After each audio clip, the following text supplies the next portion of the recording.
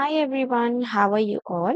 So, in today's video, we will be discussing about the first text of 14th to 17th century poetry, that is Geoffrey Chaucer, the general prologue to the Canterbury Tales and the Pardoner's Prologue and Tale. तो सबसे पहले Geoffrey Chaucer कौन है इनके बारे में थोड़ा सा जान लेते हैं Chaucer is one of the earliest great poet to write in English he was born in 1340 and died in 1400. इन्हें इंग्लिश लिटरेचर का फादर कहा जाता है और इनका बेस्ट और सबसे लंबा वर्क है the Canterbury Tales. Chaucer's England was known as the merry England. इनका सरनेम एक फ्रेंच वर्ड है जिसका मतलब होता है shoemaker. He was a writer of Middle English. General prologue जो कि मोस्ट इम्पॉर्टेंट पार्ट है कैंटरबरी टेल्स का, इसमें हमें क्या बताया गया है. सबसे पहले ये अप्रैल के डिस्क्रिप्शन से स्टार्ट होता है, मतलब स्प्रिंग के सीजन से, जब पीपल पिलग्रिमेज पर जाते हैं. Different sections of people and travellers come together to go on a pilgrimage. The general prologue is one of those पिलग्रिमेजेस.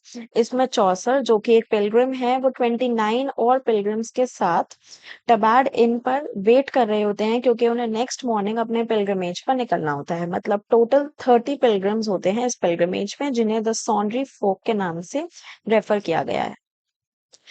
तो उन्हीं पिलग्रिम्स में से कुछ पिलग्रिम्स का अब हम डिस्क्रिप्शन पढ़ेंगे. सबसे पहला है the night. Night occupies the highest social status in the group.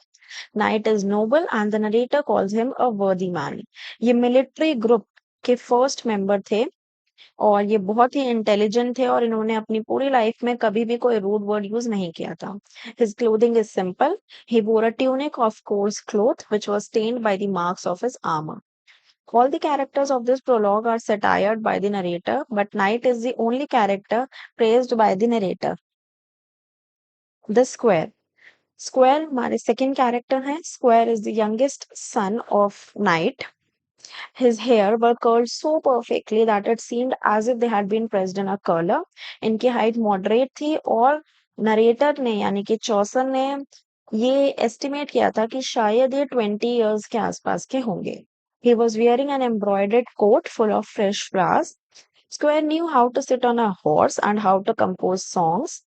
वो सॉन्ग्स कंपोज करते थे, बहुत अच्छा डांस करते थे, उन्हें ड्राइंग राइटिंग इन सब में बहुत इंटरेस्ट था. He smart handsome and high spirited. Third हमारे जो पिलग्रिम है वो है येओमैन. येओमैन मिलिट्री ग्रुप के थर्ड पर्सन है जो उस उन पिलग्रिम्स में से एक थे. He had a brown face and closely cropped hair. He was clothed in a coat and green hood. In his hand he carried a mighty bow. और उन्हें वुड क्राफ्ट्स जो कि एक स्किल होती है वो बहुत अच्छे से आती थी. On one side he carried a sword and a shield while on the other an elegant dagger which was well ornamented. He wore a bright silver medal on his breast. इसके बाद हमारे नेक्स्ट पिलग्रिम है Franklin. ये एक white beard man थे. वो cheerful थे और उन्हें खाना खाना बहुत पसंद था. He love to eat food and he love bread dipped in wine as his breakfast. वो बहुत खुशी से रहते थे और वो ग्रीक फिलोसोफर एपिक्यूरस को फॉलो करते थे. Epicurus always said that living for pleasure is the path to happiness. He had many fat partridges in his cap and many breams and pikes in his fish pond. He always had a stock of wine with himself. Next हमारे character हैं the friar. Friar is a general name applied to a member of religious orders of men who originally lived by begging. मतलब ये लोग mainly begging करके अपना livelihood कमाते थे.